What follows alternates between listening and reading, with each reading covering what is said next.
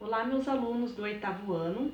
Hoje, a nossa videoaula, eu vou trazer um texto para vocês, que é um texto complementar que tem só na minha apostila aqui, na de vocês não tem. Então, eu quero que vocês acompanhem comigo esse texto que eu vou explicar para vocês e logo em seguida tem uma tarefinha sobre o texto, ok? Vai falar sobre a circulação global do ar. Prestem bastante atenção para poder fazer a tarefinha. Vamos lá, acompanha comigo. Então, eu quero que vocês acompanhem comigo aqui a leitura nesse quadro amarelo. Circulação global idealizada. Nosso conhecimento dos ventos globais provém dos regimes observados de pressão e vento e de estudos teóricos de movimento dos fluidos. Uma das primeiras contribuições ao modelo clássico de circulação geral é o do George Hadley, em 1735.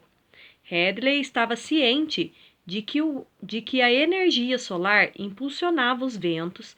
Ele propôs que o grande contraste de temperatura entre os polos e o Equador cria uma circulação térmica semelhante àquela da brisa marítima. O aquecimento desigual da Terra faria o ar se mover para equilibrar as desigualdades. Hadley sugeriu que sobre a Terra, sem rotação, o movimento do ar teria a forma de uma grande célula de convecção em cada hemisfério, conforme essa figura que eu vou mostrar aqui para vocês agora. Então observe aqui essa figura, observe bem essa figura, que a atividade que vocês vão fazer é em cima dessa figura aqui, tá? Então aqui mostra um esquema da circulação global numa Terra sem rotação, segundo Hadley. Então aqui embaixo já vem explicando o que está acontecendo aqui. Eu vou lendo aqui para vocês e vocês vão acompanhando aí no desenho, ok? Então vamos lá.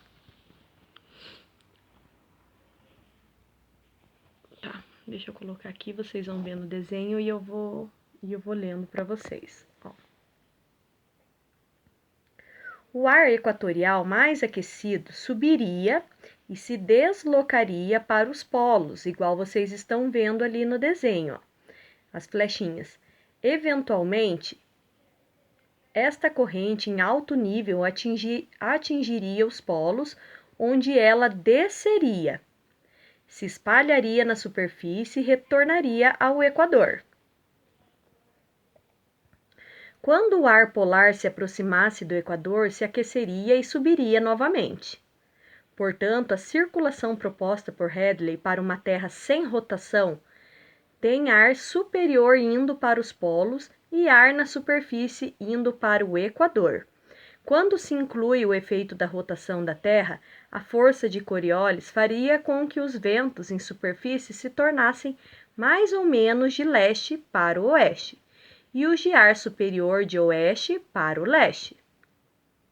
Isto significa que os ventos de superfície soprariam contra a rotação da Terra, que é de oeste para o leste. Esta é uma situação impossível, porque os ventos de superfície teriam um efeito de freamento sobre a rotação da Terra. A energia cinética dos ventos se converteria em calor de atrito e os ventos se desacelerariam.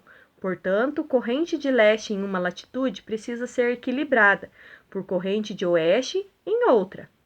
Além disso, o sistema convectivo simples de Hadley não concorda com a distribuição observada de pressões sobre a Terra. Na década de 1920, foi proposto um sistema de 3 células de circulação em cada hemisfério para a tarefa de manter o balanço de calor na Terra. Embora este modelo tenha sido modificado para se ajustar às mais recentes observações em ar superior, ele é, apesar de tudo, ainda útil.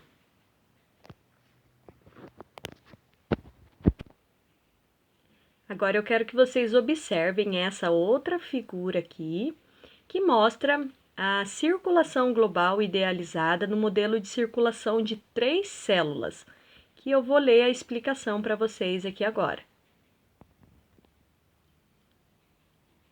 Então, assim, a figura 8.2, que é essa última figura que eu acabei de mostrar para vocês, ilustra o modelo de 3 células e os ventos resultantes na superfície.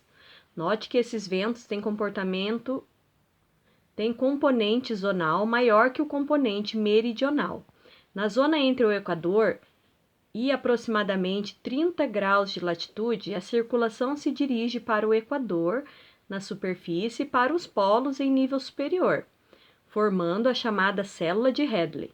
Acredita-se que o ar quente ascendente no Equador, que libera calor latente na formação de nuvens, cúmulos profundas, forneça energia para alimentar essa célula. Estas nuvens também fornecem a precipitação que mantém as florestas tropicais. Quando a circulação em alto nível se dirige para os polos, ela começa a subsidir numa zona entre 20 a 35 graus de latitude. Dois fatores são considerados na explicação dessa subsidência. Primeiro, quando a corrente de ar se afasta da região equatorial, onde a liberação de calor latente de condensação mantém o ar quente em flutuação, o resfriamento radiativo produziria um aumento da densidade em alto nível. Segundo, como a força de Coriolis se torna mais forte para a latitude crescente, os ventos são desviados para uma direção quase zonal para quando atingem 25 graus de latitude. Isto causa uma convergência de ar em altitude e, consequentemente, subsidência. O ar subsidente é relativamente seco, pois perdeu sua umidade próxima ao Equador. Além disso, o aquecimento adiabático durante a descida reduz ainda mais a umidade relativa do ar. Consequentemente, esta zona de subsidência é a zona em que se situam os desertos tropicais. Os ventos são geralmente fracos e variáveis, próximos das zonas de subsidência, que configuram zonas de alta pressão subtropicais, no hemisfério norte e no hemisfério sul. Do centro dessas zonas de alta pressão, a corrente na superfície se divide num ramo que segue em direção aos polos e num ramo que segue para o Equador. O vento para o Equador é desviado pela força de Coriolis, adquirindo um componente para o oeste, formando os ventos alísios. No HN, os alísios vêm do nordeste e no HS de sudoeste. Eles se encontram próximo ao Equador, numa região de fraco gradiente de pressão que constitui a zona de baixa pressão equatorial. Então, continuando aqui, no modelo de 3 células, a circulação entre 30 e 60 graus de latitude, ela é oposta à da célula de Hadley. A corrente na superfície é para os polos, então vão acompanhando no desenho aí, é para os polos e devido à força de Coriolis, os ventos têm um forte comportamento de oeste, formando os ventos de oeste em latitudes médias, que são mais variáveis que os ventos alísios.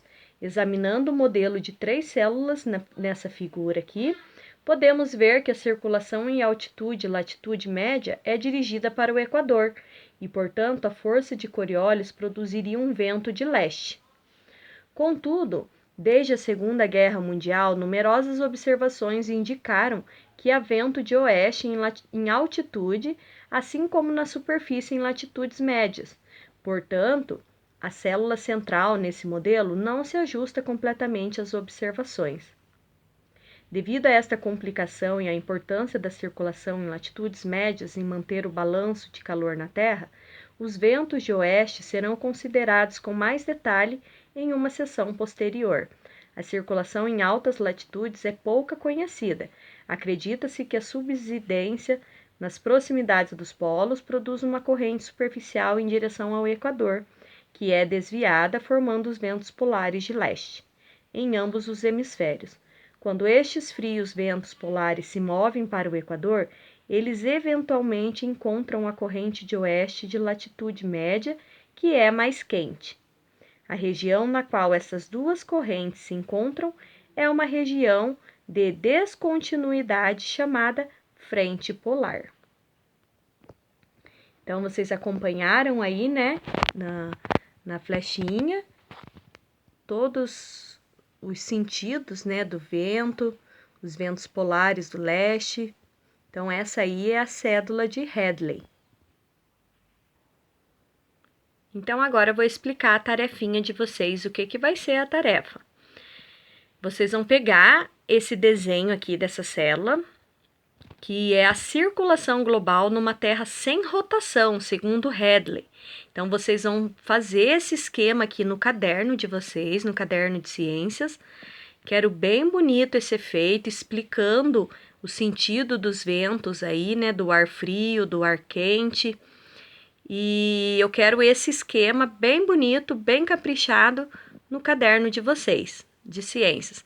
Depois vocês vão me mostrar na nossa aula ao vivo e eu quero ver vocês comentando sobre isso, ok? Então, até a semana que vem, galerinha. Nós nos encontramos na próxima aula. Tchau, tchau!